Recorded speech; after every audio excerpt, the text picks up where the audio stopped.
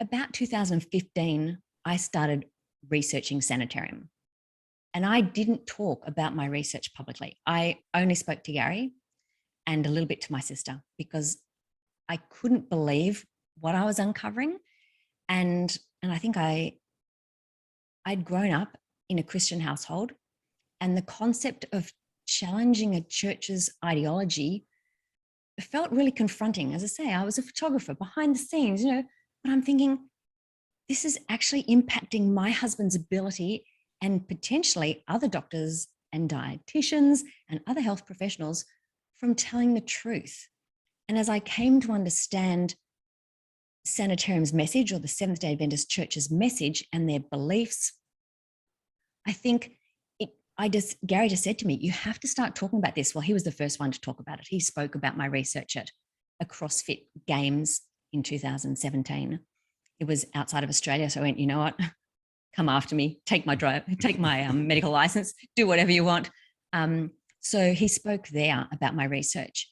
And it's really important to understand that the Seventh-day Adventist Church believe from their prophetess, the founder in 1863 in her vision, that the biblical Garden of Eden diet is the God-appointed diet for man.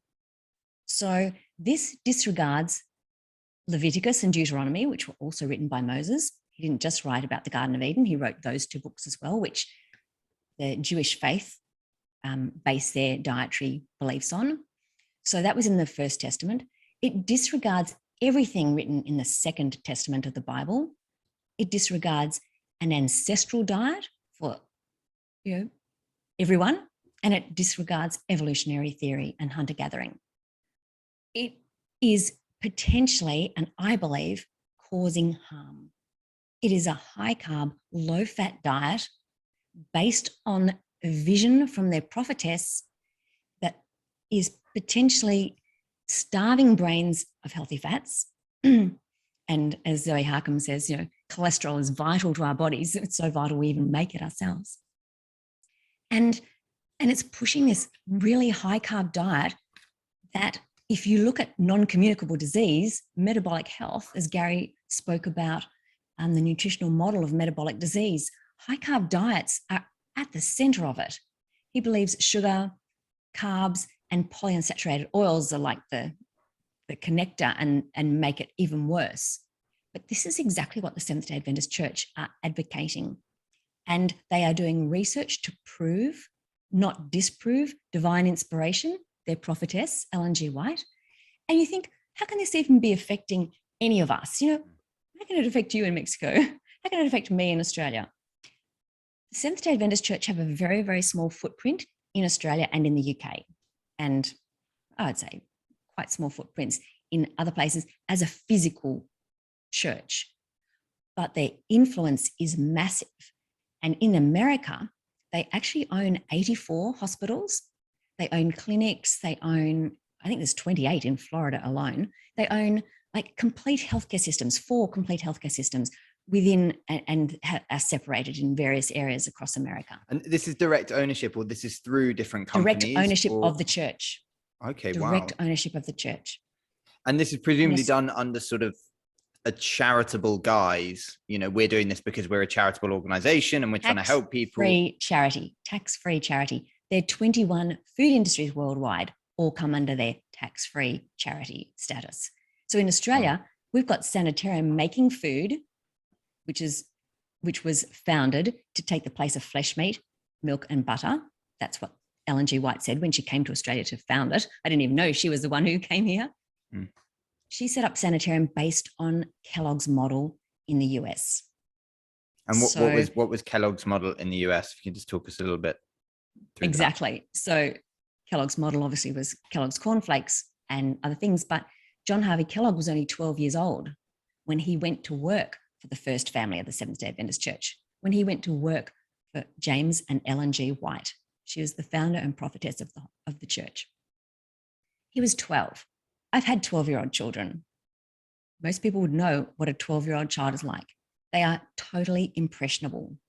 They believe, and if this young man was immersed in not only her publications and their journals, but her testimonies to the church. Like, she is the most prolific female author in the world and the most translated of either gender worldwide. Nobody's even really heard of her. Yeah. So this is incredible. If you consider, when he was 12, he was typesetting her book, A Solemn Appeal. It also had a title of A Solemn Appeal to Mothers, but it spoke only to mothers of deterring their children from masturbating. And she believed one of the key reasons children masturbated was because they were given meat. She was told in vision that meat was a toxic stimulant. It was as bad, if not worse, than alcohol, tobacco, caffeine. This was a belief that meat stirred baser passions. And so the baser passions were self-vice, touching yourself, masturbation, all of those things. And she stated that masturbation didn't only spiritually defile people, but morally and physically. So in this book that John Harvey Kellogg was typesetting at the age of 12, she spoke about physical heads decaying, epilepsy as a cause of masturbation and eating meat. She spoke about all of these terrible things. And she even, his book states, it was as if you put a pistol to your heart and took your own life. Wow. That's how bad it was considered. She told the church that it was the duty of their commandment-keeping people, God's chosen remnant church, to be involved in public health education. So this was their commission. Medical evangelism is the right arm of the church, and their health reform message, the entering wedge. And there are a lot of good things she spoke about, because it was at the time of temperance health reform. And so from the early 1800s, there were people talking about maybe the role of vegetarianism, and it was about masturbation. It's very different to vegetarianism in the Eastern history and Eastern religions. But in the Western world, it was about masturbation. It was about defiling your body. Meat eating was, you took on the role of an animal. And I mean, I've seen cows, they don't look very angry to me. But, it was this whole point of, eating flesh meat was warm-blooded. And so some people have said to me, well, you make the Seventh-day Adventist Church, or when you're talking about things, it sounds like all Christian churches believe the same thing. But she was the only one who took the doctrines of this biblical Garden of Eden diet into the church's beliefs, into their teachings, into the medical evangelism, and it's affecting us today. It's unbelievable, and I can almost write a thesis on. It's totally wild. It's really, really wild. I mean, because, and we discussed a little bit before this, and I want to hear more about, where you think this is going and where you think this is still being pushed from. But a lot of what we see in terms of, in inverted commas, sort of conspiratorial chat comes in the form of people believing that people like Big Pharma, Big Food, Big Tech, all of these sort of big organizations are driving forward mostly for profit and power. But this is kind of a total 180 where we're saying, no, this is not about profit and power. This is about profit and power, perhaps as the first wave, as the first wave, but it's really about ideological push towards a real religious overhaul and getting people to, suppress this sort of animal urges and getting us to, all be on what you described as the Garden of Eden diet. So it feels much more sinister, than just it's a stealth. It's very stealth, and I can get my head around someone just being greedy and going for profit, and just Wall Street trying to push up profits. But something when it's really ideological and religious driven is a lot harder to sort of get my head around, because I'm thinking that's very hard to stop. And when it's a purpose, they don't have to write it as a declaration of interest. It's not a conflict of interest. The Sunshine Act in the US, you have to declare if you own stocks in a company, you have to declare if you are earning or you're on a board and all of those things. The Seventh-day Adventist Church, and they have educated so many people into medical and dietetic fields into proving, not disproving, divine inspiration, that it doesn't have to be acknowledged anywhere. So it also makes it very tricky. I think the thing to understand is that not only does she talk about the biblical Garden of Eden diet as being the God-appointed diet for man, they don't make it that you have to give up meat to be part of the church. But if you read in behind all the scenes, they take you where you're at and they move you to where you want to be. But their belief is that they've been commissioned by God to pronounce the third angel's message. And most Christian churches would have no idea because there's a lot of angels written in the Bible, but they specifically targeted whatever the third angel was saying to attach their health reform message to. And so that means their commission is to tell the world about health. And that way, then they can carry on and talk about their version of the gospel after that. And there are a lot of extra biblical ideas in that. And it's too big a conversation to go into today. But this idea that they have to get the health message everywhere, that's how they're going to share the gospel. So they can use health to go into places like China, which doesn't really like Christian religions, but they come in as offering hospitals and educating dietetics and educating medical people. That's how they get in. This is how they get into here, and this is how they get into there. In Australia, there's a slogan, Aussie kids are Wheat Bix kids. They made up a jingle about it. I was a kid, I used to sing it. And you think, Aussie kids are Wheat Bix kids. Catholic Church doesn't make up a thing saying every single child in Australia is part of the Catholic Church. I think it's really interesting, subliminal messaging that the church has been able to use across the world to just seem like something, it's just common sense. Of course, Sanitarium's the health and wellbeing company. They were providing resources in Australia, fact sheets for 20 years. I called it out and it's had to go a couple of steps behind now.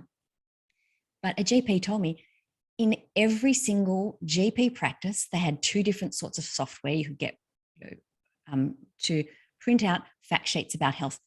Because if you didn't have time in your consultation period, you could push a button, just a quick click, and out would come this actual branded fact sheet from Sanitarium. Doctors didn't even think. Again, we're so subliminally, almost conditioned. Thank you. Yeah. To accept that this would be fact. And on these fact sheets, not only do they talk about eating carbs and spreading carbs throughout the day, reducing saturated fat. I think the diabetes one said sugar was okay and endorsed by Diabetes Australia, but their pregnancy one even talked about Wheat Bix, their own brand, as being a really important part of the diet. So as you say, this doesn't just justify their belief. This is actually promoting their commercial arm. So yes, there is a profit, and they state they use their profit to grow the church, to grow the church's message. But does everyone realize that every time you buy a packet of Wheat Bix, you're contributing to the church? Tax-free donation? I need to get my head around this because so there are more. Do you think this is moving in the direction of the ultimate goal is just to get as much people just eating grains and eating sugar and reducing saturated fat and reducing meat based on the idea that it's going to sort of suppress the sort of human will? Sorry, there's my alarm going off there. Suppress the human sort of will, and to what end? What's the next sort of goal there? Great question, Finn. Really good question. If you read through all their documentation, and I've spent 7 years immersed in it, sometimes I can't even go to sleep at night. I'm just still thinking about how to put all these things into place. I believe they think their message will hasten the return of Christ. Because if the biblical Garden of Eden diet is truly what we're going to go back to in heaven, fruits, grains, nuts and seeds, there will be no eating of animals and all these other things. We have to get rid of our fleshly lust on earth.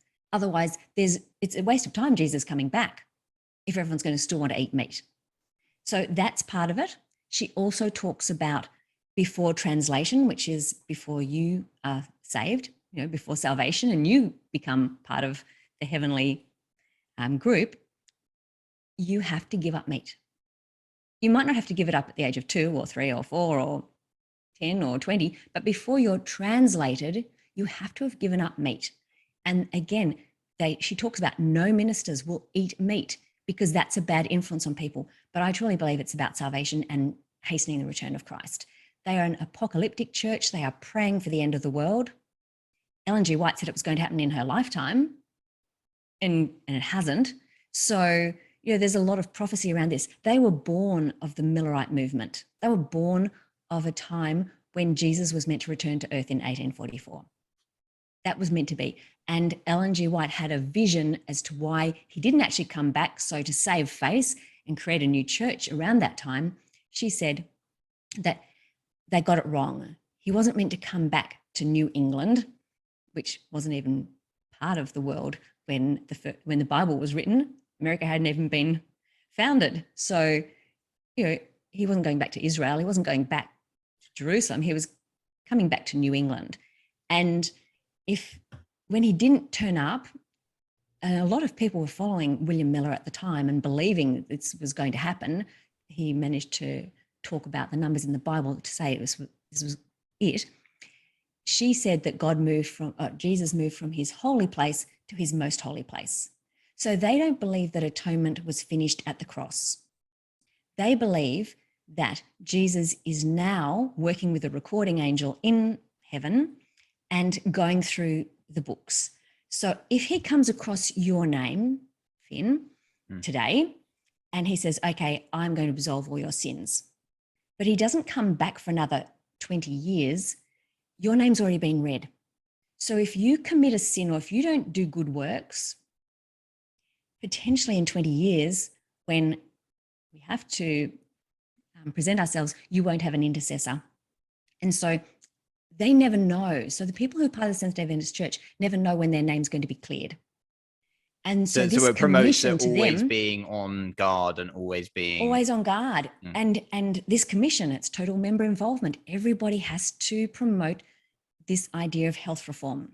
It doesn't matter whether you're a housewife or whether you're a child or anything. You've got to talk about health. You've got to talk about nutrition. You've got to talk about all these things, cooking classes. How do you get people involved? Because their commission is to tell every tongue, nation, and land.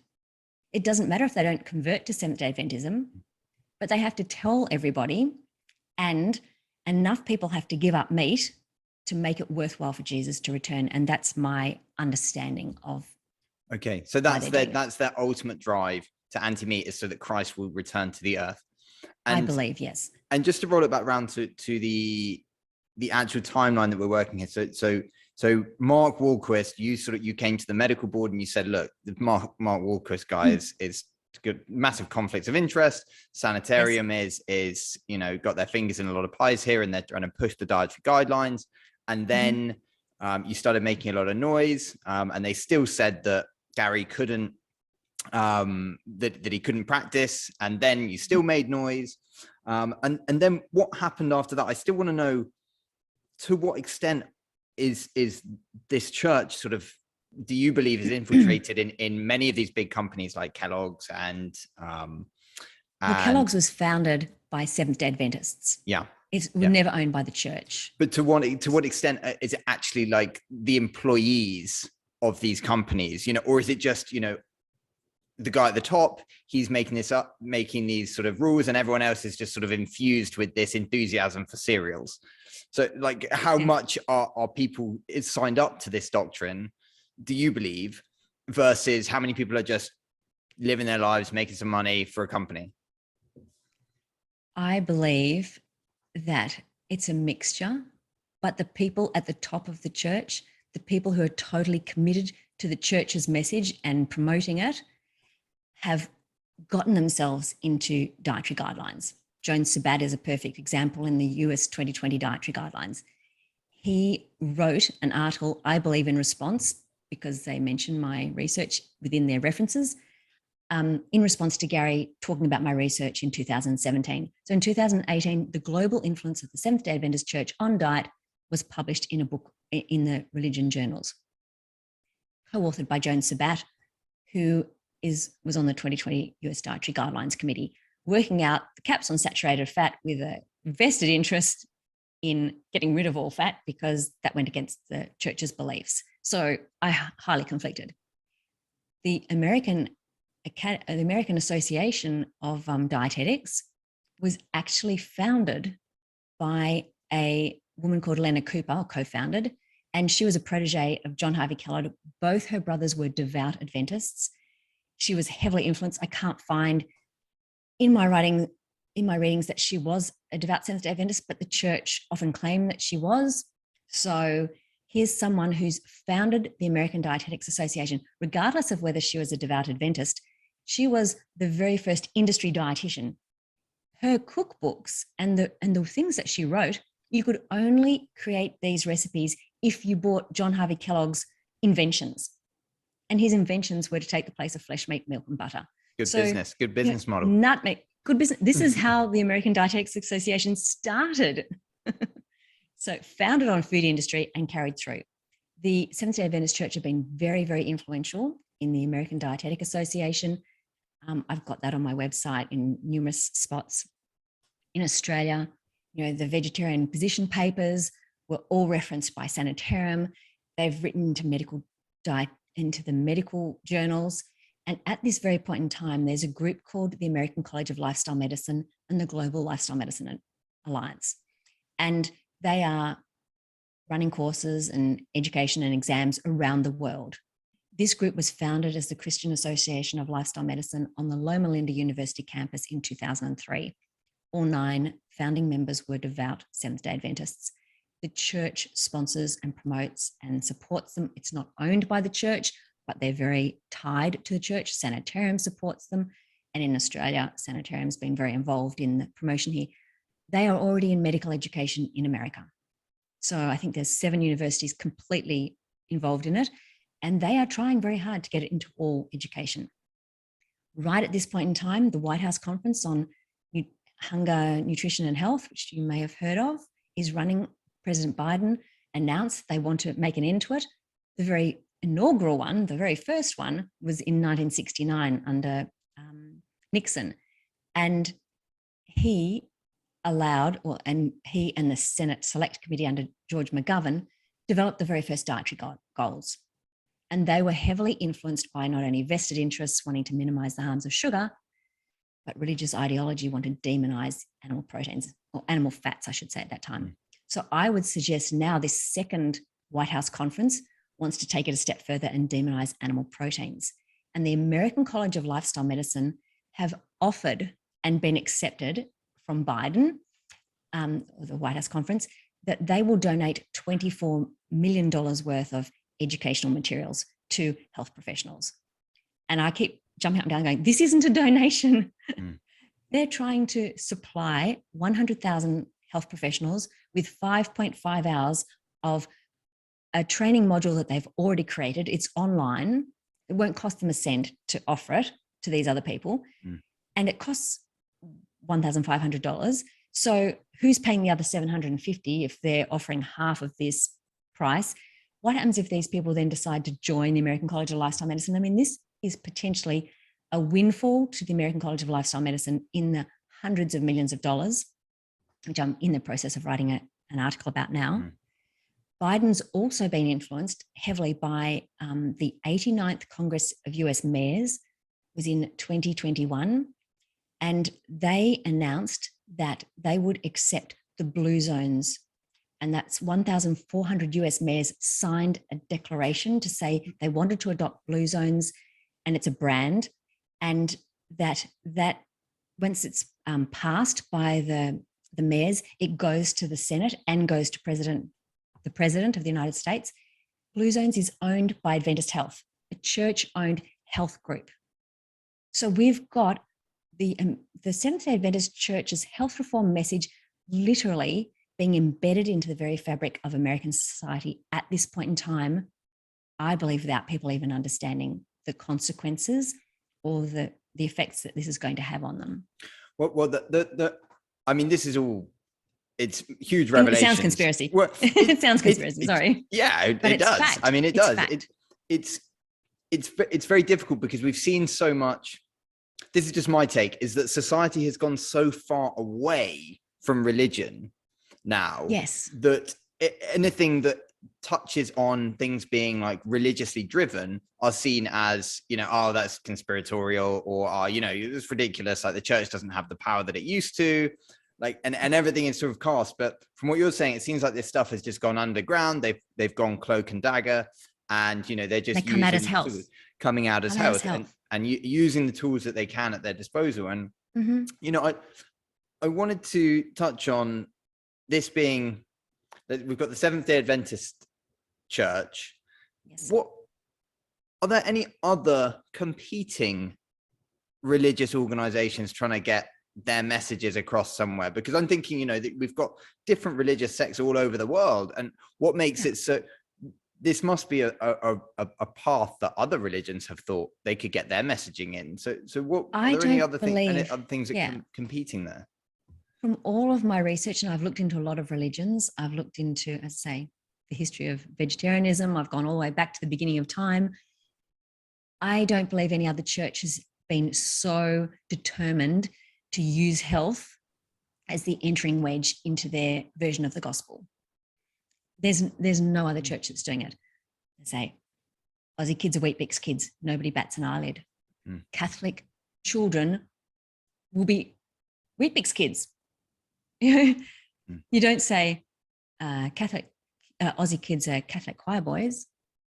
You know, no other church actually understands that the Seventh-day Adventist stealth message is part of their church as well.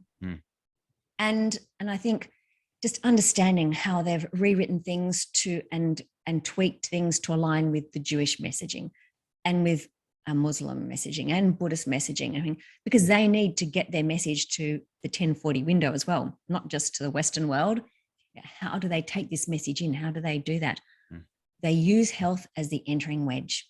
And I'm not saying that these people are bad. They're not setting out to harm people. They just truly believe that this is their commission. They truly believe that God told their prophetess that the God-appointed diet for man does not include flesh meat or any animal protein or fat. I believe the reason that fish has gotten away with a lot of, with less questioning, is that it's cold-blooded. So flesh meat is warm-blooded.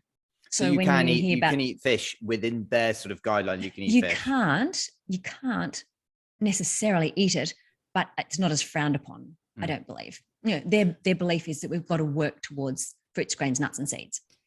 But if you look at the Adventist health the Adventist health studies, which have been quoted over and over and over again by themselves, if you read the fine print, the actual allocation of being vegan means eating meat or animal proteins or fats less than once a month. And vegetarian is less than once a week. But that is not the message they give out to the general public. So their health could be leveraged off the fact that they actually do include a little bit of animal protein and fat in their diet, even though they claim that they're vegan. It's not what the public are hearing. It's not what the 18 to 25 to 30-year-olds are hearing about giving up all meat. And it was first about masturbation. Then it became, Ellen G. White was told meat caused cancer. And if you have a look at where Joan Sabat's absolute key work is heading now, it's all about meat and climate change. That's the whole thing. That seems at the Loma Linda. That seems to be the driving wedge there. Is using climate change and, you know, making that super sexy, you know, save the planet, save the world, don't eat meat. All of that stuff is starting to be the main vessel that they're getting this anti-meat campaign, because I think there's a lot of seeping in knowledge now where people are saying, hang on, meat is actually quite healthy.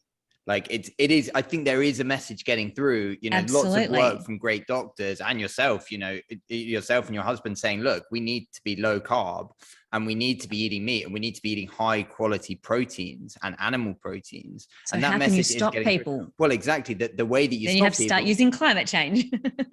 Exactly. So that's the message. That's the beating drum. And there's so many industries, you know, like, even if someone doesn't want to believe that it's, you know, that there's a church driving this messaging, that you can still see that there's vested industry interest in having one enemy, which is agriculture or the meat industry, that allows them to keep working and keep making money, you know, we can still keep pumping out chemical plastics. We can still keep pumping out, you know, fertilizers. We can still keep pumping out all of this stuff that still goes on. And all we have to do is demonize the localized farmer who's producing, you know, his quality meats, which he doesn't make very much money off of. We don't make very much money off. So, you know, who really cares if he gets cast by the wayside? So it really feeds into a lot of beneficial things. And it's cheap for governments to feed people on grains. And, you know, like I was speaking to Brian Sanders the other day of Food Lies, and, you know, he's saying that you can live on grains, but you're not going to thrive. You know, you survive. And that's all the government really needs people to do, is just to have enough calories to survive, be reasonably satiated, and for big companies to make their money. Let them eat cake.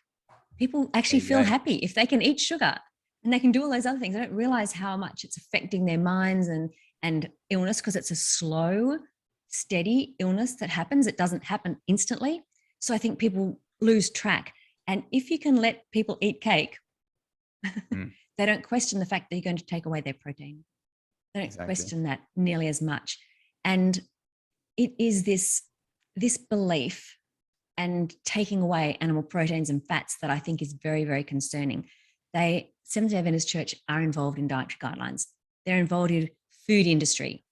If you read William Shurtleff and Akiki Aogi's summary, they said no other entity has been as instrumental in creating alternatives to meat and dairy and pushing the soy industry in the Western world. It was a Seventh-day Adventist who invented soy infant formula, because he had to do it, because they couldn't have milk. You know, if they couldn't have the mother's milk, they couldn't have cow's milk. How are we going to do this? How are we going to save children and let them grow? These things have been done for an incredible purpose. John Harvey Kellogg invented the very first commercial meat alternatives, protos and nuttos and all of these things, the soy fake meats. The Seventh-day Adventist Church have so good milks, oat milks, almond milks, you know, all of those things. Everything that they are producing is to take the place of flesh, meat, milk, and butter. And we're just subliminally purchasing these things because we believe they are healthy. Well, they're branded in such a way to say, you know, and marketed and all this stuff. And, you know, I there's some interesting stuff tying up here, because I saw the other day that they're either not as, I'd be interested to get your take, because China's meat consumption is going through the roof, and their messaging seems to be, you know, that they have incredibly tight governmental control. So my thoughts are that, you know, government there understands the value of meat to a powerful population, to a strong population, and a population that you want to be healthy. You want them to eat meat. And the fascinating stat is that one of their offcuts from, I think it's either sugar noodles or rice noodles or something, one of the waste products of that is pea protein. And they export an incredible amount of pea protein to the West. And we export an incredible amount of meat to China. So there's a bit of a disconnect going on here. We're getting the waste product of their food system, and we're sending them the lion's share of the best of our food. So there's a disconnect there about what we're being fed in our health and nutrition, and what we believe to be, or what our dietary guidelines are saying. But there is a foothold in some of these countries where clearly there isn't a strong hold from the Seventh-day Adventists or these big companies pushing from those positions. So I mean, for me, that just blows my mind. I didn't even realize it the other day. I just thought pea protein, everyone loves plant-based stuff, pea protein, you know, maybe that's a good option for someone who's vegan. And it just, when you put it in those frames, it's like, hang on, this is a deep, deep rabbit hole. A very deep rabbit hole. And the Seventh-day Adventist Church are very involved in, especially in the Zhejiang province, through industry, because the church invests in industry, again, tax-free. So they invested in the largest privately held, vertically integrated stevia production in the world. And they extrude the stevia in China. So, this is, and that's Sanitarium who owns that. So then, under their umbrellas, they've invested in a lot of industry. They've invested in a lot of medical research into bile stones and colbum, the actual drug. Because if you have a low-fat diet, Gary has discussed that if you have a low-fat diet and then suddenly you eat a high-fat meal and you get bile stones, everyone goes, oh, it was the high-fat meal that caused it. But it's the low-fat diet that we're living and existing on that causes the bile stones in the first place, because that bile should be emptying every day from eating healthy fats. But because it doesn't, these stones form. And if you eat one meal with a high fat, well, the gallbladder is just going to do its job and push out the bile. But it extrudes the stones. So people are blaming the firemen for the fire. And so the Seventh-day Adventist Church have to create drugs to get rid of these stones, so their low-fat diets don't become a problem. The things that they're investing in is unbelievable. And again, it's all tax-free.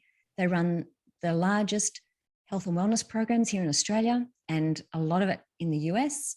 Again, tax-free. They don't pay any tax on government-supplied health and wellness programs that the government pays the church for. That Blue Zones that I mentioned before, one of the Blue Zones projects to get accredited for one particular town or city in America back in 2018, it was going to cost them $6.5 million just for the consulting and accreditation. Imagine 1,400 mayors have just signed up for it. $6.5 million. The church will pay no tax on any of that.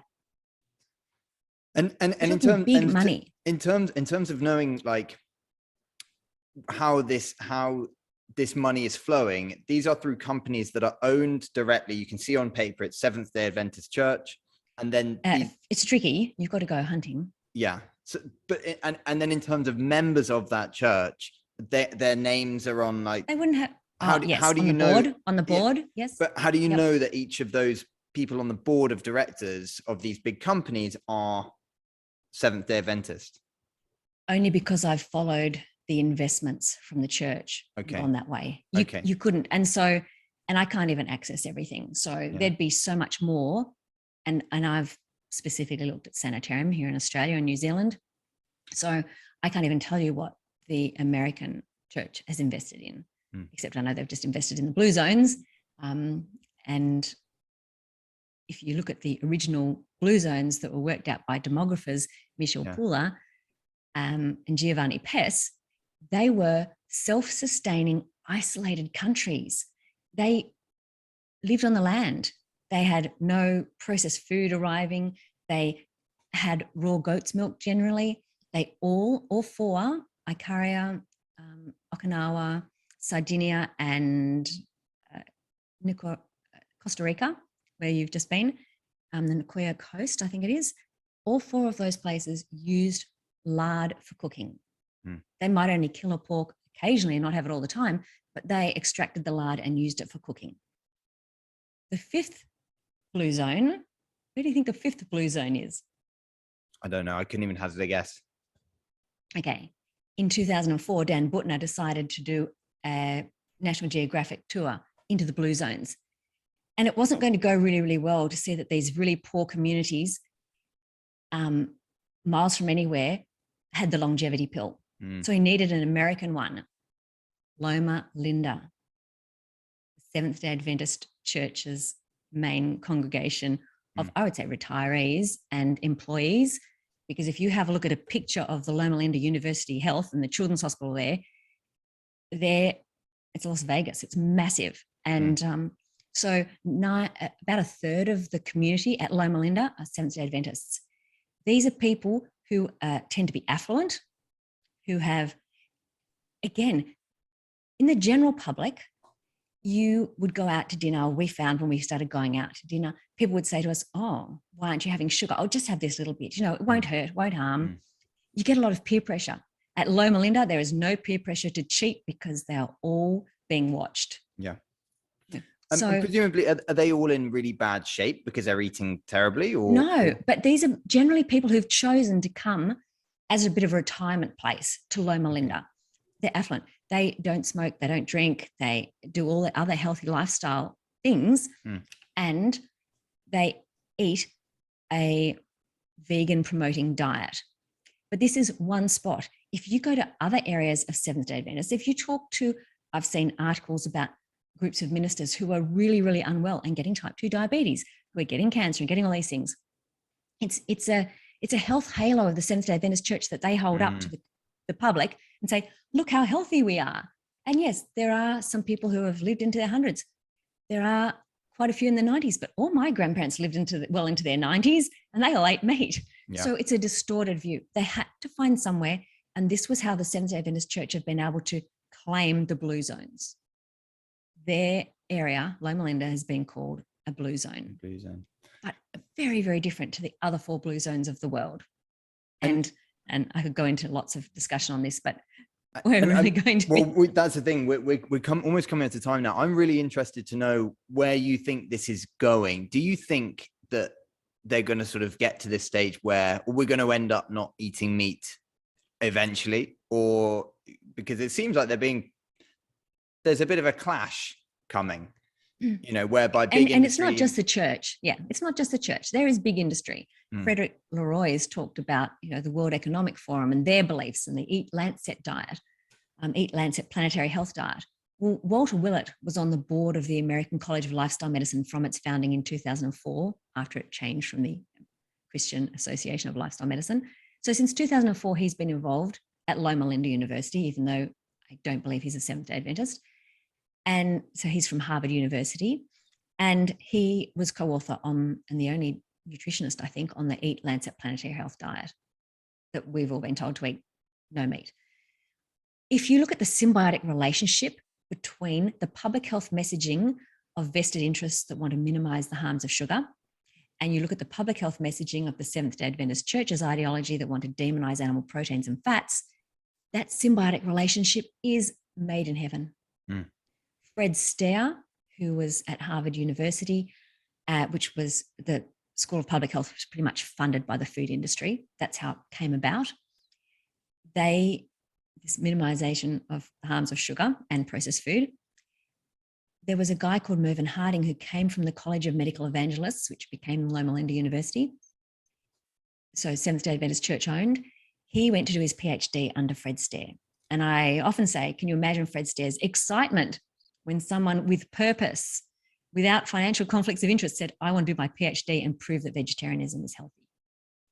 They started producing papers in the 1950s.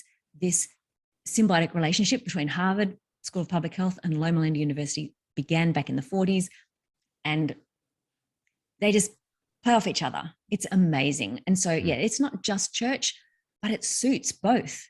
If you want to minimize the harms of sugar and you demonize animal proteins and fats, then you're pushing processed food as the ultimate goal. It's very tricky, and pharmaceutical companies are involved. Like it's very big. But the Seventh-day Adventist Church have been able to get into dietary guidelines. They've been able to get into medical education, dietetic education, and somehow convince the world that they are the leaders in health and wellness.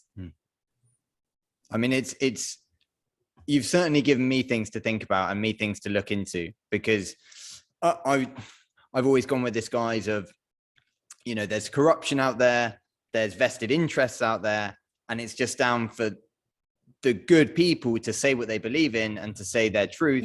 And to my history is in nutrition, it's in health, it's in fitness. So for me and my research and my background and my personal experience with dietary guidelines, to speak to people about what I know about, minimizing carbohydrates and maximizing protein intake and get it from high quality sources. And that really is the best that we can do as individuals. And I mean, what do you think people should be doing to kind of counteract this? Well, I've also done a lot of research into Coca-Cola, and I won't go into all of that now. But if you look at Harvey Wiley, he was a chemist in the US, and in 1906 passed the Pure Food and Drug Act.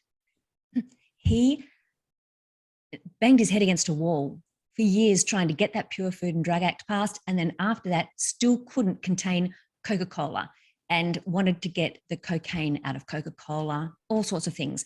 So what he did was he threw his hands up in despair. He could not get it past policy. So he went to the people And I think that's what you're doing. That's what I'm doing. That's what we are doing collectively. Going to people. He went and worked for a women's magazine, and he, over time, convinced 20,000 women to march on Congress. And that was how cocaine was taken out of Coca-Cola. Wow. It's about the people. And I think, the more people who are talking about this, which is exactly what Harvey Wiley did, is that, it's got to be from the ground up. I cannot get top-down policy to change this. I think it's exactly the same with what we're trying to talk about now. And little bits are getting chinked in about the benefits of low carbohydrate, therapeutic carbohydrate restriction, which the Society of Metabolic Health Practitioners have developed incredible guidelines. I think it's coming slowly, but we have to call out where the blockage is coming from.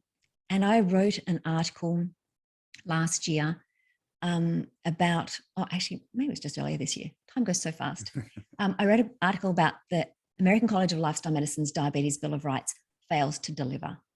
And for the first time, I went through every single line of the research that they used, and I called out their references. I called out everything and really exposed the fact that it was written by not just ideology, but people who, religious ideology, and also the ideology against eating meat. And it was only up for 9 or 10 months. I did big press releases about it and everything. It's come down. Wow. So don't think one voice can't make a difference. Yeah. They said they're rewriting it, and it's not going to change a lot because they're a vegan promoting group, but they can't target and demonize low carbohydrate therapeutic reduction when I've made them, or I've called them out for as it is. And that article, again, is on my website, isupportgary.com. It's come down, and you can go to the link on the American College of Lifestyle Medicine and see that resource has been taken down and it's being rewritten at this point in time. So we can keep challenging. And that's what I suggest to people. You can still make the choice of what you eat. You can still keep questioning, and podcasts like yours, Finn, that's how the message gets out further. 100%. So 100%. Thank you so much for coming on and talking. And if people want to hear more about your research and see more about what you put out going forward, where can they find that information? It's been on isupportgary.com. That's been my website. And I think if I hadn't created that website, Gary's name would never have been cleared. He was completely cleared and exonerated in 2018. So that was sort of like a protection for us as well. I'm hoping to set up a website very shortly with just my research. And I'm being contacted more and more. And Nina Teischols has been writing some things with me. And I think, again, how do I get this message out further into a bigger audience? So that's where I'm heading now. Fantastic. Belinda, thank you so much for coming on the podcast. I hope we can speak again in the future. I'm looking forward to seeing more coming out. I'm going to be digging into more research on the back of this. And I hope it sparks some interest in some of our listeners today. I hope so too. And again, I'm not anti-vegan, not anti-vegetarian, or not anti-religion. I just think we have to be allowed to have a choice as to what we do with our lives and how we eat. And I believe, unfortunately, the Seventh-day Adventist Church are hampering that choice. 100%. Yeah, okay, I totally agree. We're not. It's personal choice above all, rather than health. Personal choice for health. Yeah, exactly. And knowing what the consequences are. Yeah, absolutely. Thanks, Finn. That's a pleasure. Thanks for coming on.